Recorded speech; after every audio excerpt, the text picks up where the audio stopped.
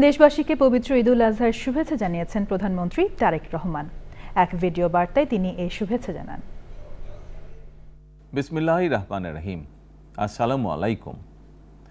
ত্যাগের পরাকাষ্ঠা, তাকওয়ার মহিমান্বিত পথ নির্দেশনা এবং আত্মশুদ্ধির অনন্য বার্তা নিয়ে বছর ঘুরে বিশ্ব মুসলিমের দুয়ারে আবারও হাজির পবিত্র ঈদুল আজহা।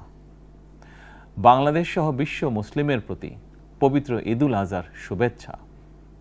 দল, মত, ধর্ম, বর্ণ নির্বিশেষে দেশবাসীকে পবিত্র ঈদের শুভেচ্ছা জানাই।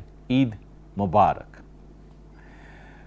কোরবানি শুধু পশু জবাই নয়, বরং লোভ, লালসা, হিংসা, বিদ্বেষ আর মনের পশুত্বকে পরাভূত করার দীক্ষা গ্রহণের মধ্যেই নিহিত রয়েছে কোরবানির মাহাত্ম্য ও তাৎপর্য।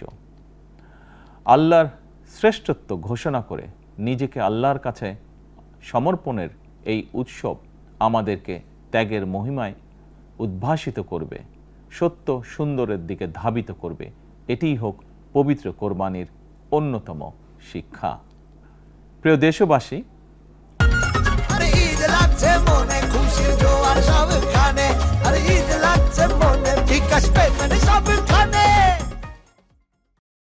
যাদেরকে আল্লাহ এবছর কোরবানি করার সামর্থ্য দিয়েছেন তাদের প্রতি আমার বিনীত আবেদন, এবছর যাদের পশু কোরবানি দেওয়ার সামর্থ্য হয়নি তাদের সঙ্গে কোরবানির পশুর মাংস ভাগাভাগি করে নিন।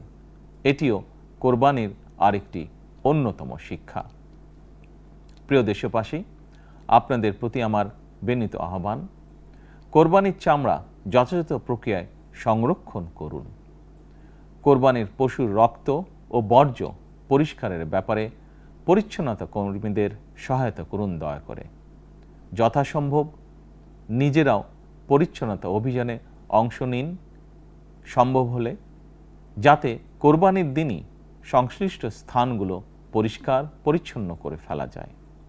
পবিত্র ঈদে কায়মনোবাক্যে আল্লাহর দরবারে প্রার্থনা, তিনি যেন আমাদের মাতৃভূমি সহ সমগ্র মুসলিম বিশ্ব ও মানব জাতির জন্য শান্তি, নিরাপত্তা ও স্থিতিশীলতা দান করেন। একই সঙ্গে আমি বিশ্ব জুড়ে শান্তি, সম্প্রীতি এবং নিরাপত্তার জন্য মহান আল্লাহ রাব্বুল আলামিনের দরবারে প্রার্থনা করছি। প্রিয় দেশবাসী, আবারও আপনাদেরকে ঈদুল আজহার শুভেচ্ছা জানাই। ঈদ মোবারক।